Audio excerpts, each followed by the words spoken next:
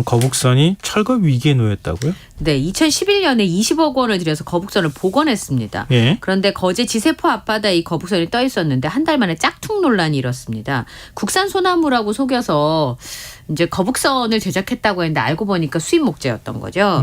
국산 소나무를 수급받기 위해서 확인을 했지만 수급이 불가능하니까 수입산 목재를 쓰기로 마음을 먹었고 네. 전체 거북선의 80%를 수입산 목재로 사용을 했던 거죠. 그리고 나서 만드는 매듭새나 만듦새도 문제가 있었던지 물새고요.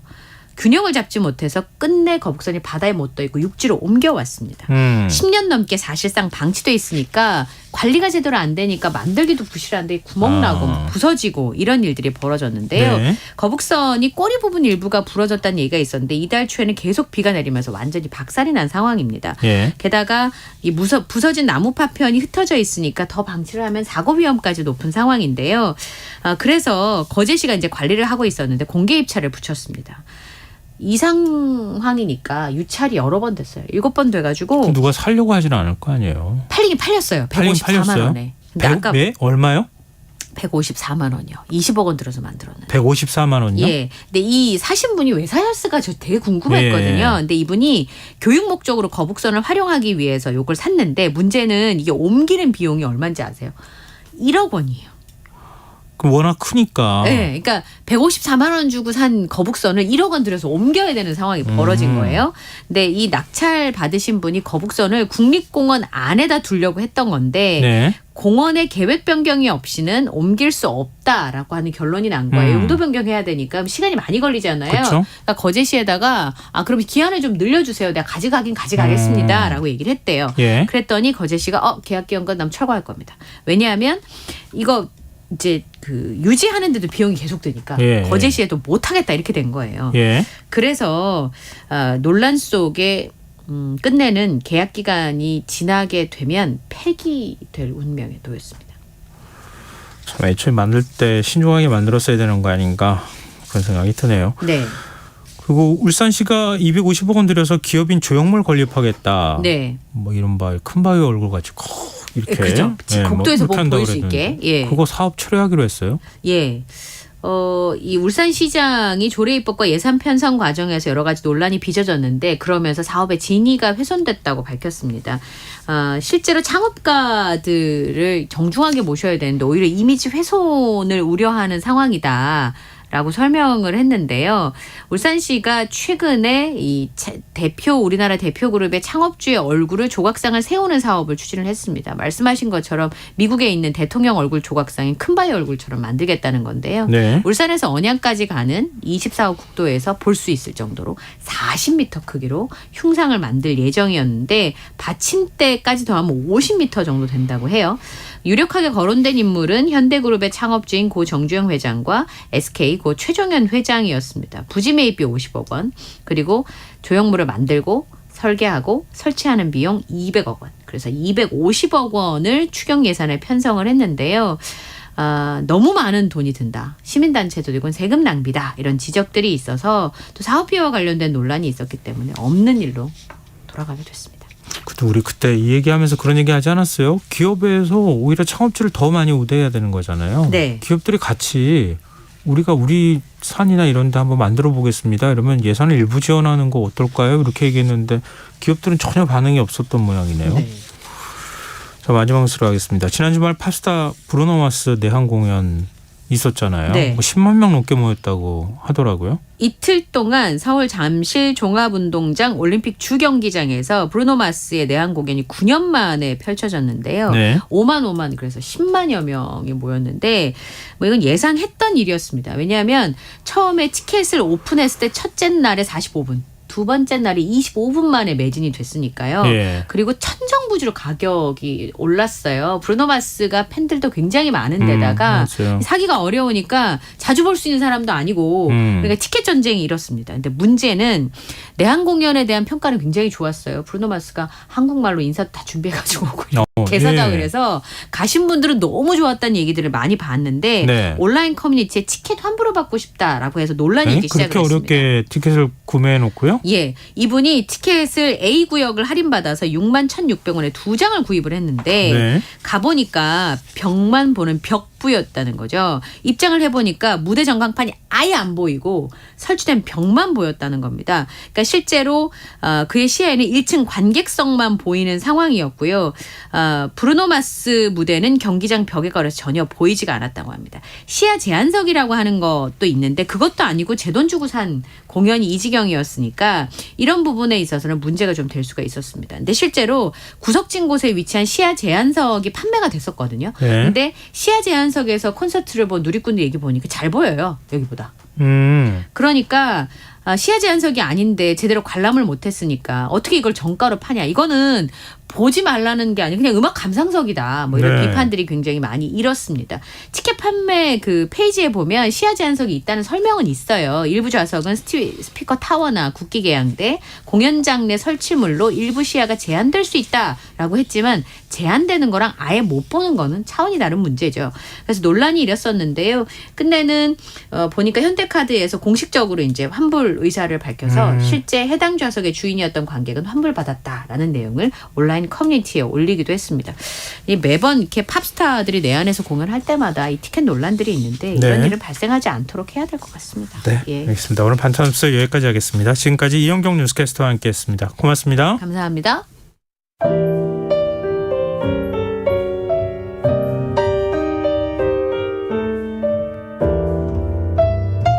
내일의 품격 김성환의 시사야에서 챙겨가세요. 하루를 마무리하는 시간 꺼내보는 당신의 지식 창고 KBS 1라디오 김성환의 시사야.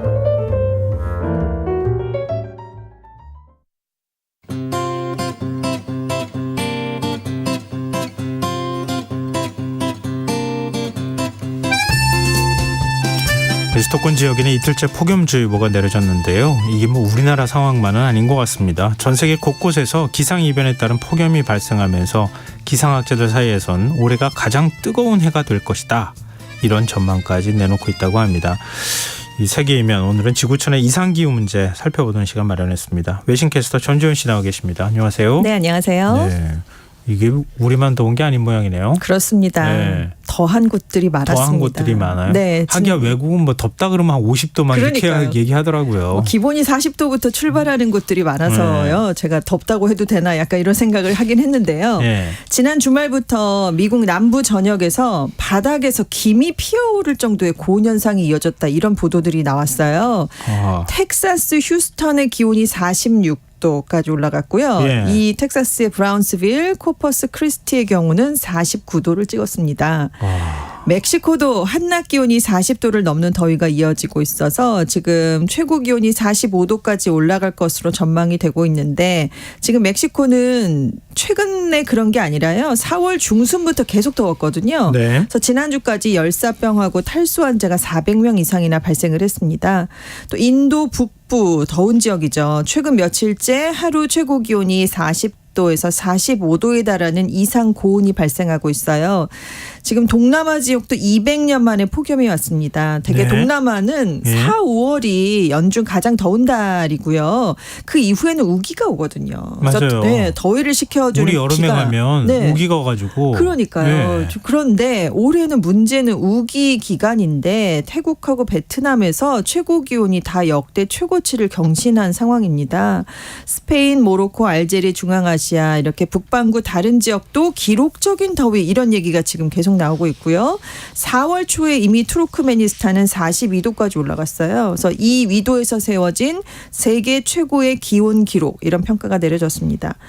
시베리아도 더워요. 이달 상순에 섭씨 40도에 가까운 이상 고온이 나타났습니다. 시베리아가요? 시베리아가요. 시베리아 바예보 지역의 와. 7일 최고 기온이 섭씨 38.5도였거든요. 근데 여름철에 종종 시베리아 기온이 영상 30도 이상 올라가는 적은 있었어요. 그래서 시베리아도 이렇게 덥다 뭐 이런 네. 소식이 있었는데 네. 문제는 그래도 그건 여름철 소식이었단 말이죠. 네. 근데 본격적인 여름이 시작되지 않은 6월 초에 40도에 가까운 폭염이 시베리아에서 발생한 건 이건 굉장히 이례적입니다. 하기야 시베리아는 여름이 짧잖아요. 그렇습니다. 잠깐 왔다 가는 거잖아요. 그러니까요. 그래서 지금 지구 온난화가 특히 고위도 지역에서 극심한 기후 변화를 유발하고 있다라고 기후학자들이 보고 있어요. 그래서 온실가스 배출량이 현재 수준으로 유지가 되면 2030년대쯤에는 북극에 있는 해빙이 다 없어질 수 있다는 예측이 나오고 있습니다. 그런데 문제는 해빙이 줄어들면 전 세계 곳곳에서 한파, 폭염, 폭우 같은 이상기후가 더 자주 나타나게 되는 거고요. 네.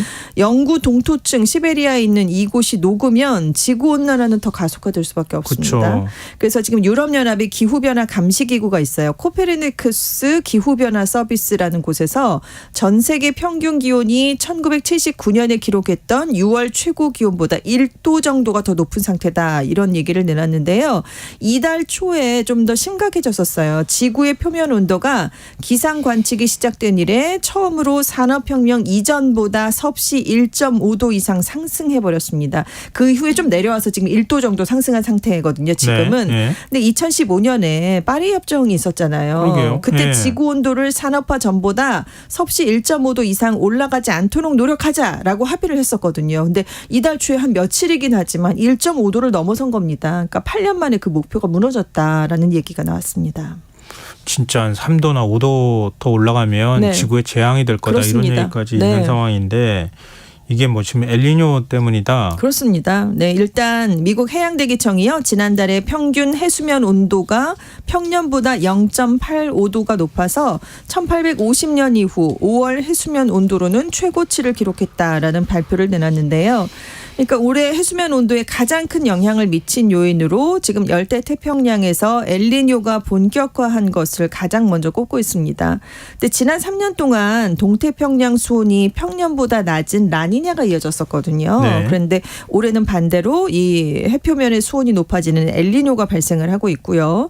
근데 이제 문제는 적도 부근에서 태평양 동쪽의 해수면 온도가 따뜻해지면 동쪽에서 불어오는 무역풍이 약해집니다. 정상적인 대류 현상이 일어날 수 없겠죠. 그래서 네. 태평양 중부와 동부의 대류가 집중되면서 이 지역의 바다와 대기 온도가 더 따뜻해지는, 그러니까 계속해서 악순환이 발생을 하게 되는 거예요. 근데 결국 이게 또 대기 상층에 있는 제트기류 흐름에도 영향을 줍니다. 그래서 지금 더 많은 폭풍우를 몰고 올 수 있고 북미 지역 북부에는 더 따뜻한 공기를 가져오게 되는 그런 현상이 발생을 할 수 있어요.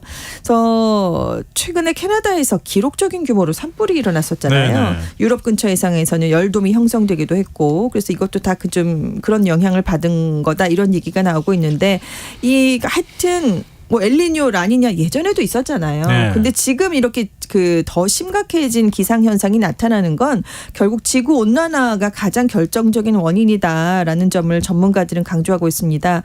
문제는 올해는 그냥 엘니뇨가 아니라 슈퍼 엘니뇨가 발생할 가능성이 크거든요. 그래서 역대 가장 더웠던 해로 기록된 게 2016년이었거든요. 그때보다 더 더운 해가 될 수 있고 특히 동남아시아랑 호주의 폭염이 우려된다라는 얘기를 기상학자들이 내놓고 있습니다.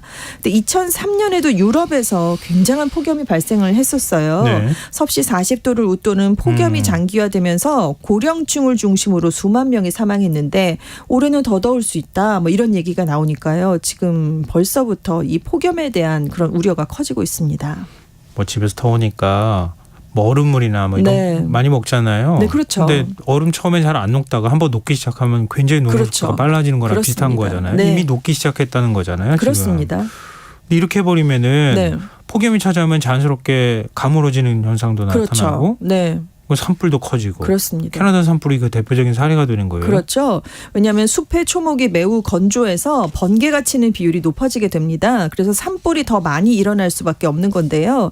캐나다 산불이 매년 5월에서 9월 사이에 번개 등으로 인해서 자연적으로 굉장히 발생을 해왔어요. 그런데 네. 올해 산불 피해가 최근 20년 만에 가장 큰 규모로 발생을 했습니다. 지난 10년간 평균보다 13배 더 심각한 정도로 이제 타버렸는데요. 역시 기후변화 기후변화로 인한 기온 상승, 장기간의 가뭄, 변화하는 강우 패턴 등이 통제할 수 없을 정도의 산불을 불러왔다. 이런 평가가 나오고 있는데 지금 캐나다가 지난 겨울 동안 강수량이 적었어요. 그리고 봄에도 건조했거든요.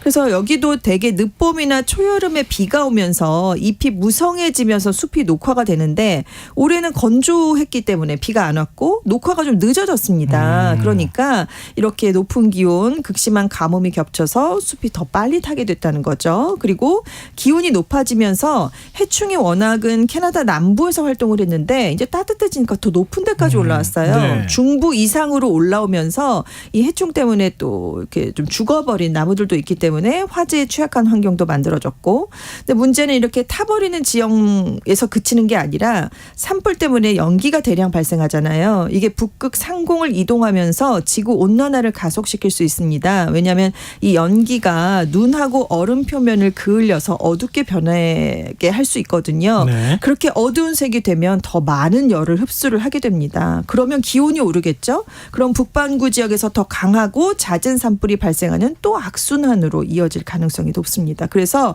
올여름에는 이례적으로 북유럽에서도 산불 경보가 발효된 상황이에요.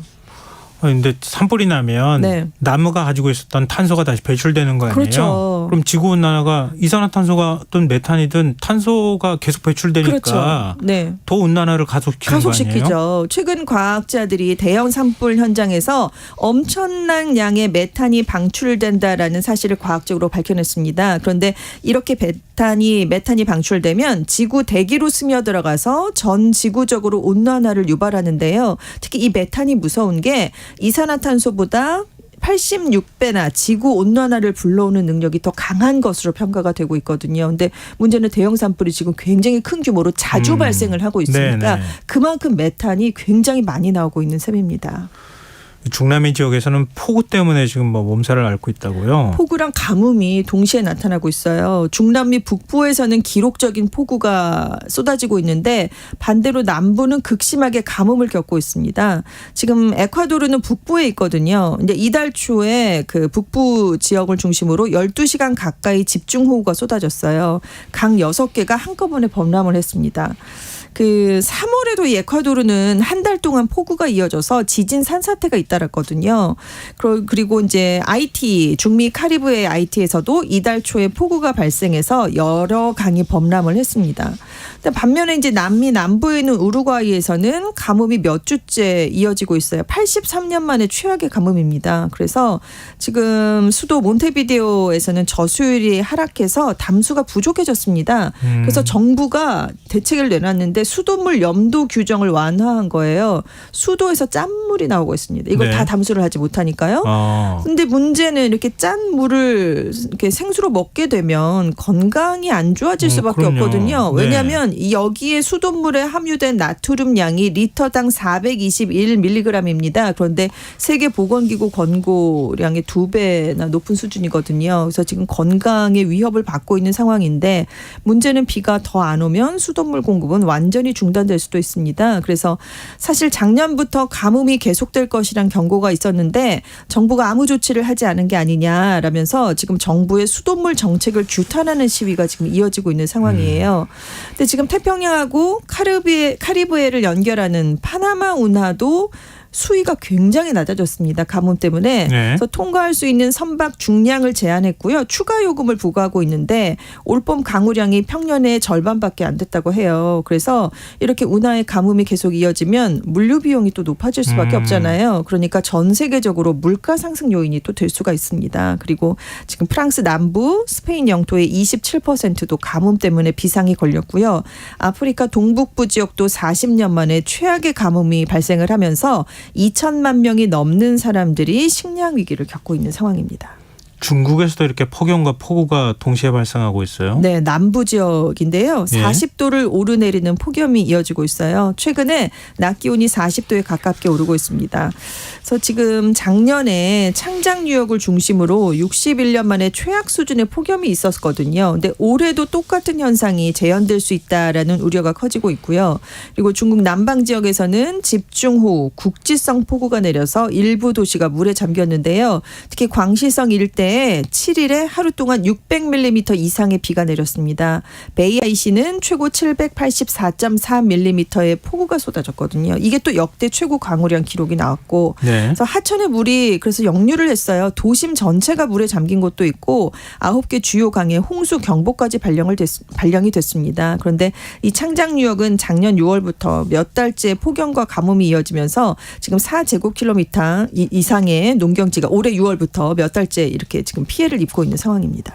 우리도 올 봄에 남부 지역을 중심으로 해서 네. 가뭄에 시달렸잖아요. 그렇죠. 그때 물이 굉장히 부족했었죠. 해수 담수화 시설을 만든다고 얘기했는데 그렇습니다. 이제는 홍수에도 대비하고 네. 가뭄에도 대비하고 양쪽으로 다 대비해야 되는 그렇습니다. 시대가 된 거 아닌가 참 걱정되는데요. 그러니까 극단적으로 가뭄이 나타나다가 갑자기 네. 극단적인 또 홍수, 폭우가 내리는 그런 일이 반복되고 있거든요. 그러니까 세계 기상학자들이 경고한 그대로 네, 지금 시나리오가 가고 있습니다. 가는 거 아닌가 싶은데 그 기상학자들이 얘기했던 게 이렇게 기후가 극단화되면 네. 그러면 식량 위기가 찾아올 네. 것이다. 이거 아니에요? 그렇습니다. 대표적인 곳이 지금 미국인데요. 대평원 지역을 중심으로 극심한 가뭄이 나타나고 있어요. 그래서 60년 만에 최악의 밀 흉작이 불가피하다 이렇게 전망이 되고 있는데 미국에서는 보통 6월 중순이 되면 겨울 밀이 익습니다. 그래서 수확을 준비하게 되는데요. 지금 몇 년 동안 가뭄이 이어지고 있어요. 그래서 올해는 농부들이 수확을 좀 포기하는 경우가 많은데 특히 미국에서 겨울밀을 가장 많이 생산하는 곳이 캔사스주인데요. 지금 겨울밀 재배 면적 가운데 93%가 이달 초 기준으로 가뭄 상태인 것으로 파악이 됐습니다. 그래서 올해 미국 전역에서 재배된 겨울밀의 3분의 1 정도는 폐기가 될 것으로 보이는데요.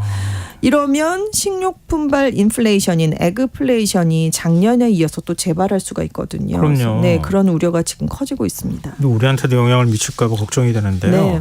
얼마 전에 저도 소개해드린 적이 있지만 민물 과마우지 네네. 그게 철새였는데 그게 우리나라 텃새가 돼버렸다 이런 얘기가 나오잖아요. 네. 그러니까 이렇게 기온이 급격하게 이렇게 변하게 되면 새의 이동에도 영향을 미친다고요? 그렇습니다. 영국 왕립조류보호협회가 최근에 유럽 벌자비새 8마리가 작년에 이어서 올해도 그 노퍽주에 있는 한 채석장에 둥지를 틀었다라고 보도를 했는데요. 이 아프리카 철새예요. 그래서 겨울에 남아프리카에서 지내다가 네. 여름이 되면 북아프리카 등 지중해 남부 일대로 이동하는 새들이었습니다. 그런데 올해 북반구에 아주 일찍부터 기록적인 무더위가 이어지고 있기 때문에 이 유럽 벌자비새 가 주 서식지보다 훨씬 북쪽인 영국까지 올라오게 된 거예요. 그런데 전문가들은 지구 온난화가 계속된다면 이 새가 이제는 매년 여름마다 찾아오게 될 것이다. 이런 경고를 하고 있습니다.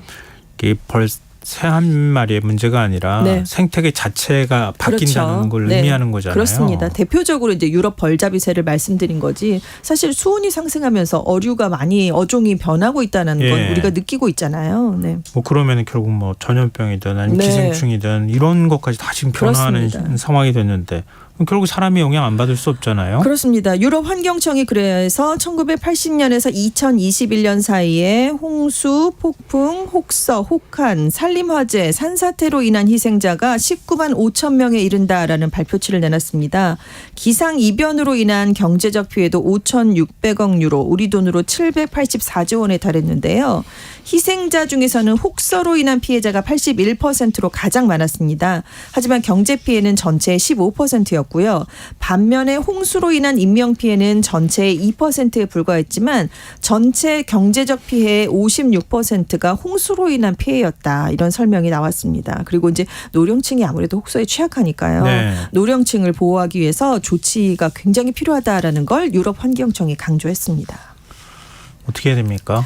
대기 중에 이산화탄소 수치를 낮춰야 되는데요. 문제는 역대 최고 기록이 이번에 또 경신됐습니다. 그래서 지난달에 424ppm을 찍었거든요. 작년보다 3ppm이 증가했는데 전문가들은 이런 수치는 정말 수백만 년 동안 볼 수 없었던 수치라는 얘기를 했어요. 그런데 지금 세계 주요 기업 대부분이 지난 5년 동안 지구 온난화를 막기 위한 노력에 굉장히 소극적인 자세를 보인 것으로 지금 나타났습니다. 수치상으로 확인이 됐는데요. 세계 기상기구가 앞으로 지구 기온 1.5도 상승이라는 있는 마지노선은 5년 안에 깨질 수도 있다. 이런 경고를 내놓고 있기 때문에 우리가 노력을 해야 될 것 같습니다. 근데 그냥 노력해서 안 될 정도인데요. 그러니까 전 지구적인 노력이 필요하다라면서 화석 연료를 퇴출하는 방안을 뭐 적극적으로